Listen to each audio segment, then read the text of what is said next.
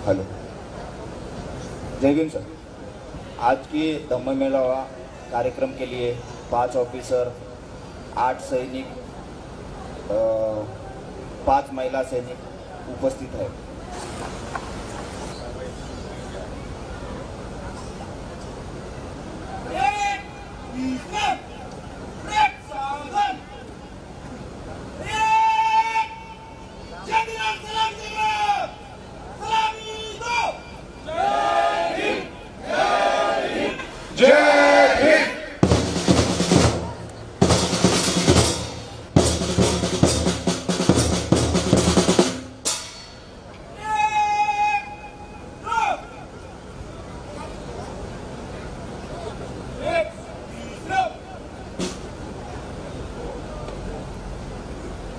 या ठिकाणी सलामीचा कार्यक्रम आपल्या सर्वांना या ठिकाणी शुभेच्छा व्यक्त करण्याकरता मी राष्ट्रीय सचिव आदरणीय डॉक्टर राजेशजी पवार गुरुजींना या ठिकाणी विनंती करतो की आपण सर्वांना या ठिकाणी शुभेच्छा व्यक्त करायच्या आहात।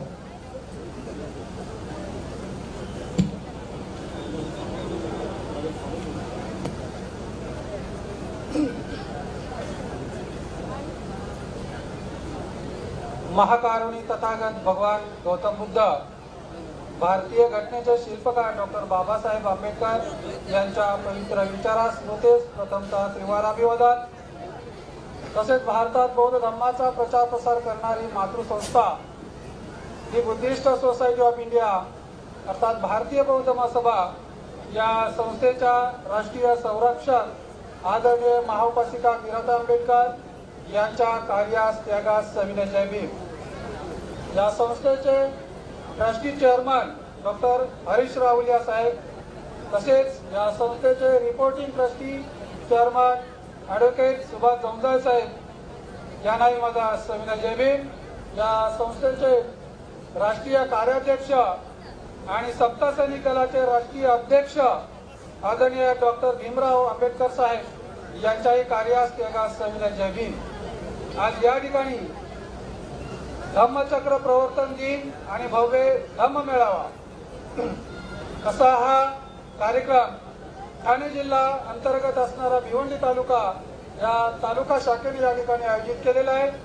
आणि या कार्यक्रमाचे अध्यक्ष रोहित जाधव गुरुजी आणि त्यांची संपूर्ण कार्यकारिणी यांनाही माझा सविनय जय भीम। या कार्यक्रमाचं सूत्रसंचालन करणारे संदीप जाधव गुरुजी यांनाही सविनय जय भीम। या ठिकाणी उपस्थित असलेल्या आमच्या केंद्रीय प्रशिक्षण विभागाच्या उपप्रमुख आदरणीय कासारेताई यांनाही माझा सविनय जय भीम।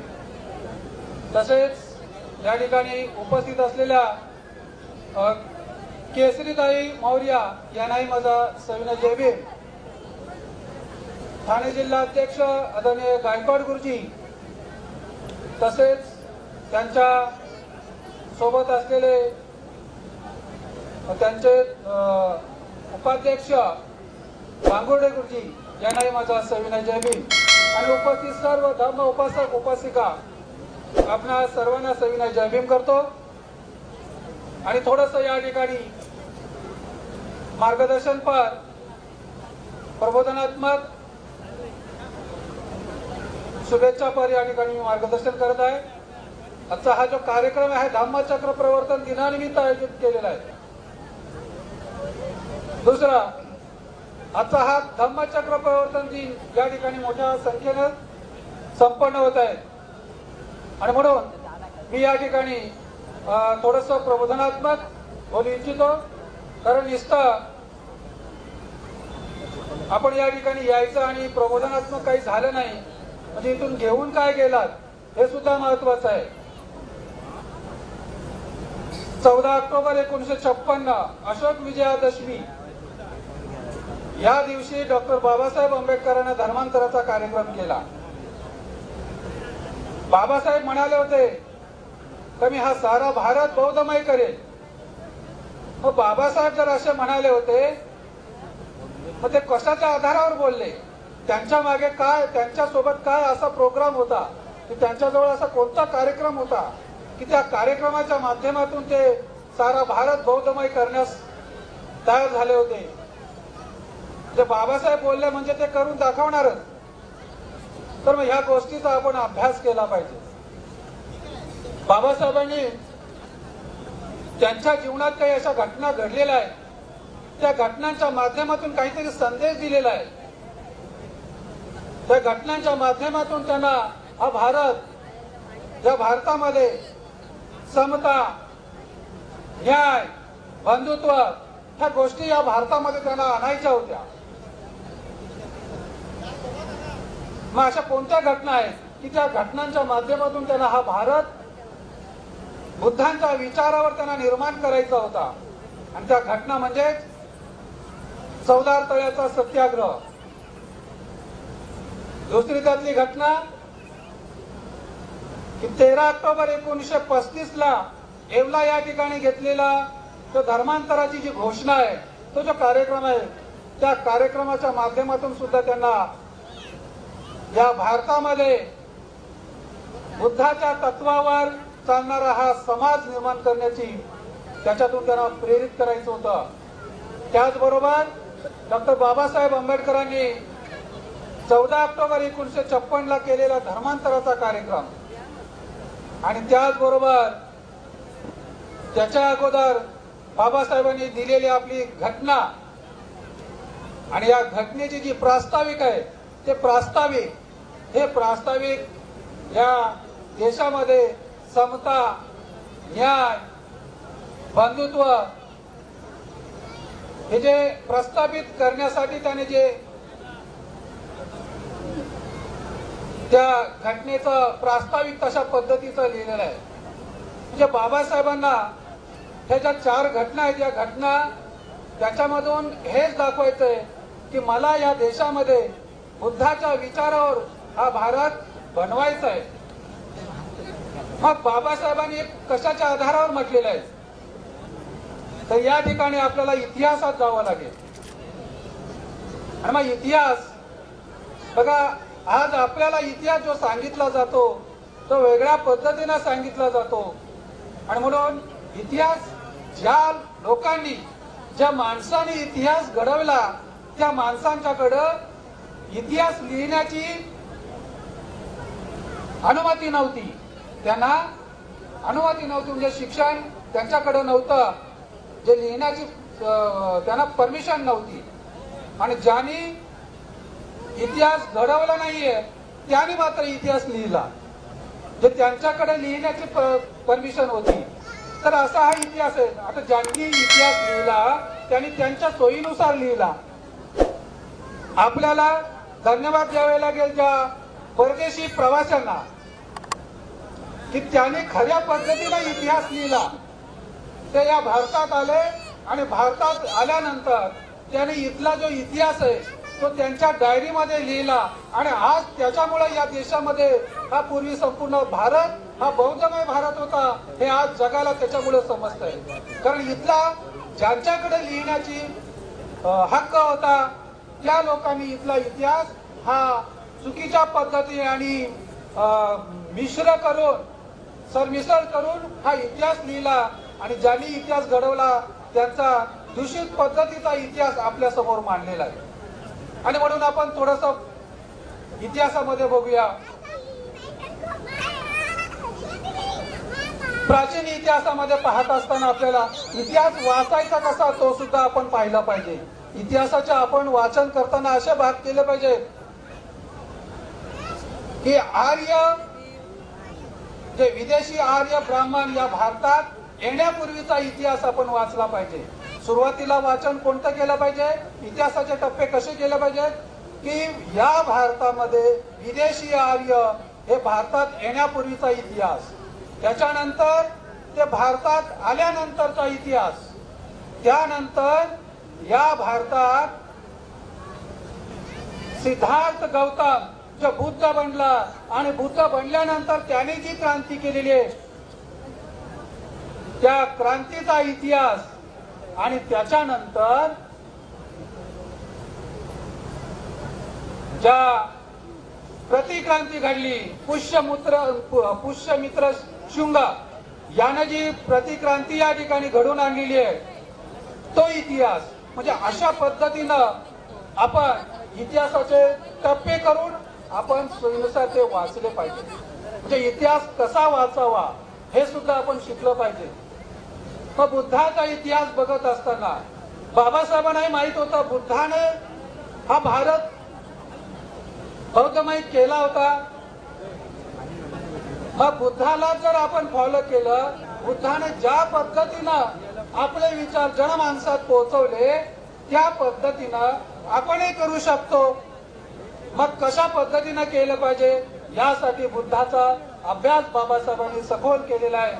आणि त्याच्यानंतर बुद्धाचा इतिहास वाचल्यानंतर बाबासाहेबांना समजलं का मी सुद्धा माझा भारत पुन्हा बौद्धमय करू शकतो. जे बुद्धाने त्यांच्या काळामध्ये प्रसार माध्यम नसताना सुद्धा हा भारत बौद्धमय केला होता. मग मी सुद्धा माझा भारत पुन्हा बौद्धमय करेन. बुद्धाच्याच विचारांवर मी माझा भारत बौद्धमय करेन. बुद्धाने त्या काळात काय केलेलं होतं बघा. बुद्धाच्या काळामध्ये जी आंदोलनं झालेली आहेत, एक प्रकारचे आंदोलन आहे. बुद्धाने केलेली ही एक चळवळ आहे. त्यांचे विचार लोकांपर्यंत पोहोचवण्याची एक चळवळ आहे. ती चळवळ अशी आहे की लोक आता एखादा नेता जो असतो त्या नेत्याला लोक नेता कधी मानतात तर तो जर नेता लोकांचे प्रश्न घेऊन जर चळवळ उभी करत असेल तर लोक आपोआप त्याच्या पाठीमागे येतात. आणि म्हणून या ठिकाणी आज आपल्याला असं दिसतंय की आपल्याला आपल्या सर्वसामान्यांचे जे प्रश्न आहेत, मग आपल्या सर्वसामान्यांचे प्रश्न कोणते आहेत? बेरोजगारी आहे, दारिद्र्य आहे, शिक्षण आहे, शिक्षणाचं खासगीकरण होत चाललेलं आहे, नोकऱ्या नाहीयेत, अजूनही जी गावापर्यंत गाव पातळीवर पाळली जाणारी अस्पृश्यता जी लपलेली होती ती आज मोठ्या प्रमाणात आपल्याला उघड झालेली दिसते.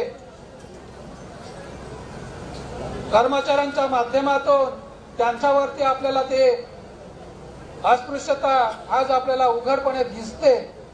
असे मोठे प्रश्न आज आपल्या समाजासमोर आहेत. आणि असे हे प्रश्न आज आपले ह्या बहुजन समाजाचे हे प्रश्न कोण नेत आहे तर आंबेडकर घराणं. हे घराणंच हे समाजाचे प्रश्न आपल्या घेऊन चळवळ करत आहे. आणि आपलं कर्तव्य आहे की या आंबेडकर घराण्यासोबत आपण उभं राहिलं पाहिजे.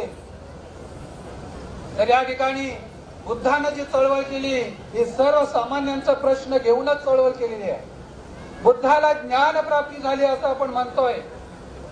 आणि मग या ज्ञान प्राप्ती झाल्यानंतर ते जे ज्ञान आहे ते लोकांपर्यंत पोहोचलं नाही तर त्या ज्ञानाचा काहीच उपयोग नाहीये. जे मला मिळालेलं जे ज्ञान आहे ते मी माझ्या पुरतं जर ठेवले तर त्या ज्ञानाचा काय उपयोग. आणि म्हणून बुद्धाने त्यांना मिळालेलं जे ज्ञान आहे ते लोकांपर्यंत पोहोचवण्याचं काम सुरू केलेलं आहे. आणि त्याच्यासाठी त्याने भिक्षू संघाची निर्मिती केलेली आहे. म्हणजे धम्माचा प्रचार प्रसार करण्यासाठी पहिल्यांदा भिक्षू संघ निर्माण केला. आणि भिक्षू संघाला निर्माण करण्यासाठी तो आषाढ पौर्णिमेचा दिवस होता. आणि तोच आपण धम्मचक्र प्रवर्तन दिन म्हणून साजरा करत असतो. आणि तोच अशोका विजयादशमी दिनी आपण या ठिकाणी बाबासाहेबांनी तो धम्मचक्र प्रवर्तन दिन साजरा केलेला आहे. म्हणजे बुद्धाने या ठिकाणी आपल्याला जे धम्मचक्र प्रवर्तन घडून आणलेलं आहे त्यासाठी काय केलेलं आहे? प्रथमतः या ठिकाणी भिक्षू संघ निर्माण केलेला आहे. मग आज या ठिकाणी भिक्षू संघ तशा पद्धतीचा दिसत नाही. कारण आज आपल्याला बाबासाहेबांनीच या संघम शरणं गच्छामी हे शब्द उच्चाराला नकार दिलेला आहे. ज्या वेळेला दीक्षा घ्यायची होती त्यावेळेला बाबासाहेब म्हणाले की मी बुद्धं शरणं गच्छामी धम्मं शरणं गच्छामी हे म्हणेल, परंतु संघम शरणं गच्छामी म्हणणार नाहीये. स्पष्टपणे त्यावेळेला भांते चंद्रमणी यांच्या समोर बाबासाहेब अशा पद्धतीने बोलले. सगळ्यांना मोठा प्रश्न पडला की आता धम्म दीक्षा द्यायची कशी. कारण परंपरेनुसार धम्मदीक्षा द्यायची तर याला त्रिसरण म्हटलंच पाहिजे. आणि या ठिकाणी तर बाबासाहेब नकार देत आहेत. आणि मग त्याचा तोडगा बाबासाहेबांनी सुचवलेला आहे. तर यांच्याकडनं तोडगा निघालाच नाही. बाबासाहेबांना मुद्दामून जाणून बुजून हा या ठिकाणी प्रश्न निर्माण केलेला होता. कारण बाबासाहेब स्पष्ट म्हटले की त्या काळात भिक्षू संघाने जे काम केले त्या पद्धतीचा आजचा भिक्षू संघ काम करताना दिसत नाहीये. आणि म्हणून माझा त्या गोष्टीला विरोध आहे. मी संघम शरणं गच्छामी असे म्हणेन, परंतु कोणाला बोलेन?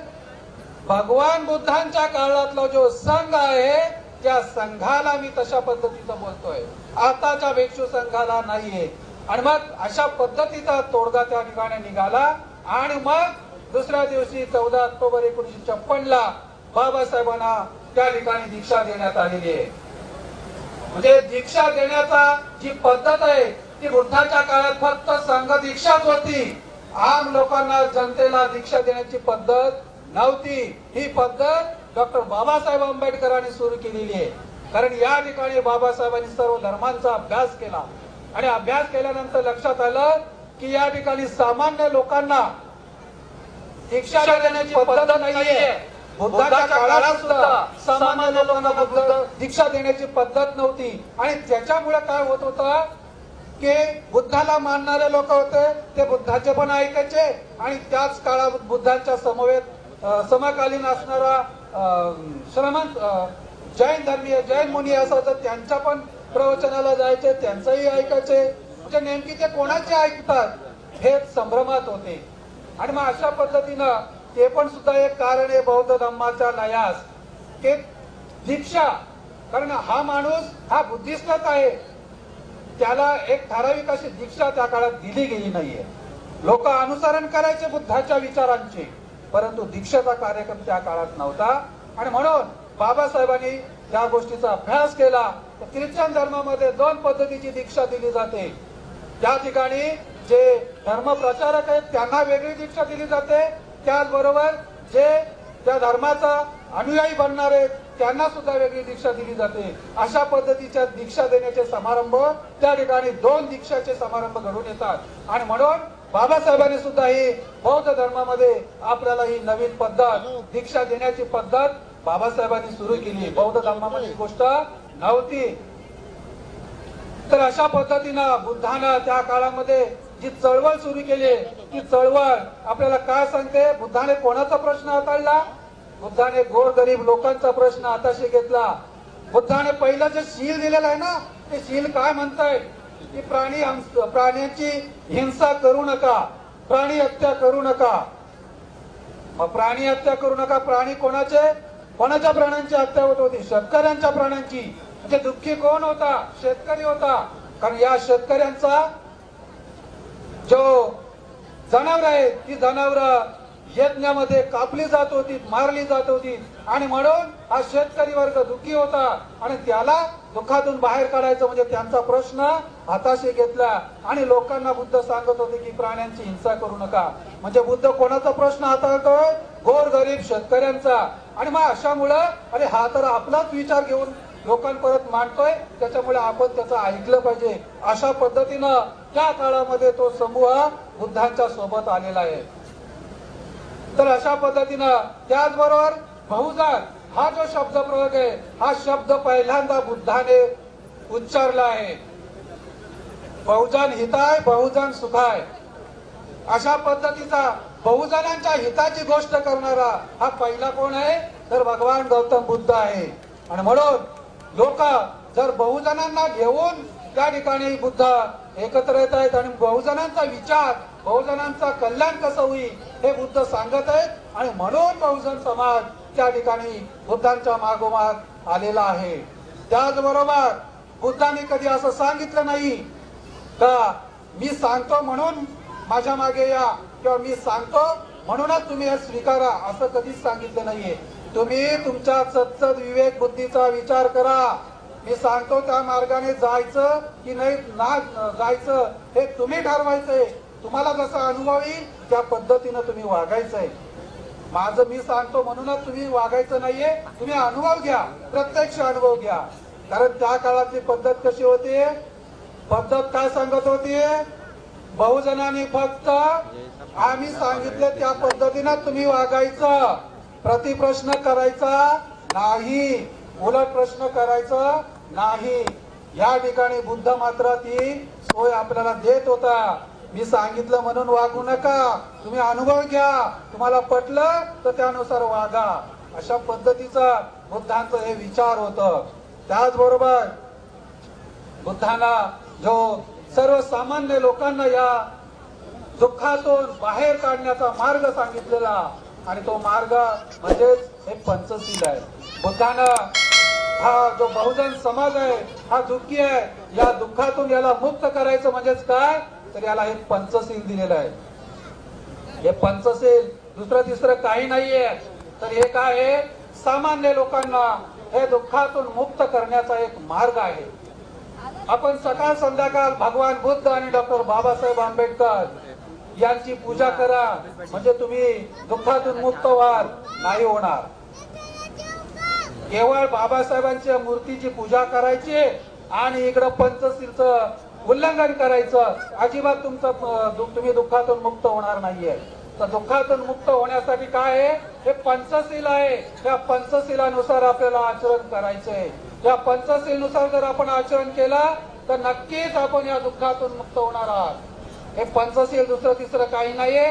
तर तुम्हाला दुःखातून मुक्त करण्याचा एक मार्ग आहे.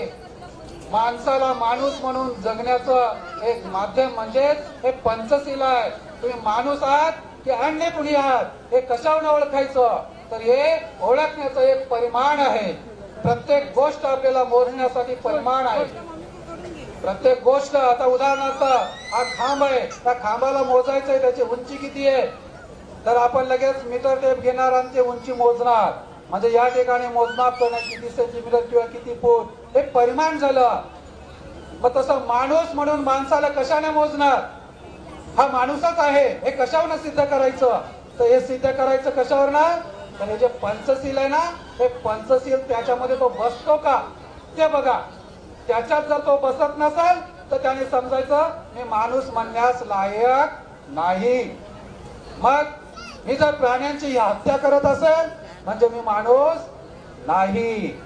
मी चोरी करत असेल, दुसऱ्याची वस्तू माझी वस्तू आहे असं म्हणत असेल, म्हणजेच मी माणूस या शब्दाला लायक नाही. अशा पद्धतीनं मी खोटं बोलत असेल, मी माणूस व्याख्येमध्ये बसत नाहीये. मी मद्यपान जर करत असेल तर मी माणूस बनण्यास लायक नाही किंवा माणूस या व्याख्येमध्ये बसत नाहीये. हे जे सील आहे हे सील वैयक्तिक दुःखातून मुक्त करण्यासाठी आहे. म्हणजेच या ठिकाणी तुम्हाला पंचशीलचं तंतोतंत पालन करायचं आहे आणि तेव्हाच तुम्ही बौद्ध आहात हे सिद्ध होणार आहे. मग बुद्ध वंदना म्हटल्यानं आपण बुद्ध होत नाही किंवा बुद्धिस्ट बनत नाहीये, तर बुद्ध वंदना ही आचरणासाठी आहे. ते आचरण जर होत नसेल, इथं कार्यक्रमाला यायचं आणि घरी जाऊन मद्यपान करायचं किंवा गुटखा, तंबाखू, विडी, सिगारेट अशा गोष्टींचं सेवन करायचं, मग ती व्यक्ती स्वतःला बौद्ध म्हणू शकत नाहीये. तर अशा पद्धतीनं बुद्धानं जे दुःखातून मुक्त होण्यासाठी जो मार्ग सांगितला तो मार्ग म्हणजेच वैयक्तिक दुःख. दुःखाचे त्याने 3 प्रकार केलेले आहेत. दुःखाचा पहिला प्रकार काय सांगितलं त्याने, की तुम्हाला वैयक्तिक दुःख आहे, तुम्हाला सामुदायिक दुःख आहे आणि तुम्हाला नैसर्गिक दुःख आहे. दुःखाचे असे 3 प्रकार बुद्धाने त्या ठिकाणी केलेले दिसत आहे. मग वैयक्तिक दुःख, मी या ठिकाणी दारू पिलो, माझं लिव्हर खराब झालं, हे कसलं दुःख झालं, वैयक्तिक दुःख. मग या ठिकाणी बुद्धाने काय सांगितलं, या दुःखातून मुक्त व्हायचं आहे ना, मग हे सील पालन कर. मी व्यभिचार केला, मला एड्स झाला, हे कोणतं दुःख झालं, वैयक्तिक दुःख. मग या दुःखातून बाहेर पडायचं आहे ना, मग पंचशीलचं आचरण कर. मी तंबाखू खाल्ली, मला कॅन्सर झाला, मग मला दुःख झालं ना, हे वैयक्तिक दुःख आहे. या दुःखातून मुक्त व्हायचंय, पंचशीलचं पालन कर. मी खोटी साक्ष दिली, पोलिसांनी मला अटक केली. मी चोरी केली, पोलिसांनी मला अटक केली. त्याच्यामुळे मला दुःख झालं. हे कशामुळे घडलं? पंचशिलेचं उल्लंघन केल्यामुळे घडलं ना. मग या ठिकाणी आपल्याला या वैयक्तिक दुःखातून मुक्त व्हायचंय, तर मग काय करावं लागेल? हे शिलाचं काटेकोर पालन केलं पाहिजे. दुसऱ्यावर टीका टिप्पणी करून चालणार नाहीये. दुसऱ्या धर्मावर टीका टिप्पणी करणं बंद करा. कारण या ठिकाणी आपल्याकडे जाऊन इतर धर्माचे लोक आज आकर्षित होत आहेत, बौद्ध धर्माकडे येत आहेत. त्याच्यामुळं दुसऱ्या धर्मावर टीका टिप्पणी करणं बंद करा आणि आपल्या आचरणातून हे सिद्ध करा की आम्ही बौद्ध आहोत. हे त्यांनी म्हटलं म्हणजे अरे हा बुद्धिस्ट बरं का, हा त्याच्या वागण्यातूनच दिसतो का हा बौद्ध माणूस आहे. हे कशातून दिसलं पाहिजे? आपल्या आचरणातून दिसलं पाहिजे. मी बौद्ध हे असं जगजाहीर सांगण्याची काही गरज नाहीये. हे बौद्ध हे कुठून समजलं पाहिजे? आपल्या आचरणातून समजलं पाहिजे. तर हे वैयक्तिक दुःखातून बाहेर पडण्यासाठी आपल्याला भगवान बुद्धानं हे पंचशील दिलेलं आहे. हे उपासकांसाठी दिलेलं होतं. त्याचबरोबर आपल्याला आर्य अष्टांगिक मार्ग दिलेला आहे. अष्टांगिक मार्ग, हे अष्टांगिक मार्ग कशासाठी दिलेला आहे बुद्धानं? हे अष्टांगिक मार्ग आपल्याला सामुदायिक दुःखातून बाहेर पडण्यासाठी सांगितलेलं आहे. मग सामुदायिक दुःख काय? तर एका समुदायाने दुसऱ्या समुदायावर केलेला अन्याय, त्या काळातल्या ब्राह्मणाने, त्या काळातल्या युरेशिया ब्राह्मणानं आपल्याला अस्पृश्य गणलं, आपल्याला सगळ्याच अधिकारापासून वंचित केलं. हा एका समुदायावर हा केलेला अन्याय आहे. आणि या अशा अन्यायातून तुम्हाला मुक्त व्हायचं असेल तर यासाठी आपल्याला आर्य अष्टांगिक मार्ग दिलेला आहे. त्या आर्य अष्टांगिक मार्गाचं आपण तंतोतंत पालन केलं पाहिजे, तरच आपण त्याच्यातून मुक्त होऊ. त्याचबरोबर बुद्धानं तिसरा दुःखातून मार्ग सांगितले, दुःख मुक्तीचा मार्ग सांगितलाय. तो म्हणजे नैसर्गिक दुःख, नैसर्गिक आपत्ती. या नैसर्गिक आपत्तीतून आपण मुक्त व्हायचं असेल तर बुद्धाने या ठिकाणी आपल्याला दस पारमिता दिलेल्या आहेत. या दस पारमिता या दुसऱ्या तिसऱ्या काय नाही, तर आपल्याला नैसर्गिक आपत्तीतून मुक्त होण्याचा मार्ग आहे. आज आपण पाहतो जपान हा भूकंपाचा देश आहे. तिथं सतत भूकंप होत आहेत, परंतु जीवितहानी मात्र होत नाहीये.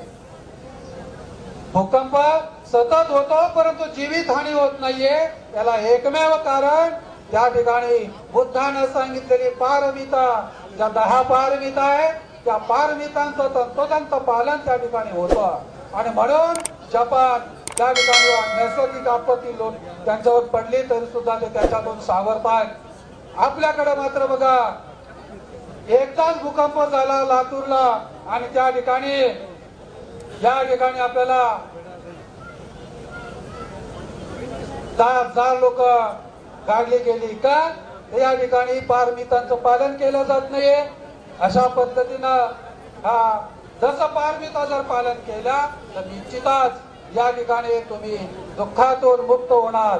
तर आज या ठिकाणी अशोकात धम्मचक्र प्रवर्तन दिनानिमित्त प्रबोधनपर बोललं पाहिजे आणि म्हणून या ठिकाणी मी बोललेलं आहे की भगवान बुद्धानं आपल्याला दुःख मुक्तीचा मार्ग सांगितलेला आहे. मग दुःख मुक्तीचा मार्ग काय? 3 प्रकारचे दुःख मुक्तीचे मार्ग या ठिकाणी होते, ते मी आज या ठिकाणी तर अशा पद्धतीनं या ठिकाणी आपण माझं प्रबोधनपर थोडस 2 शब्द या ठिकाणी बोललो. ते 2 शब्द जरा जास्तच झालेला आहे.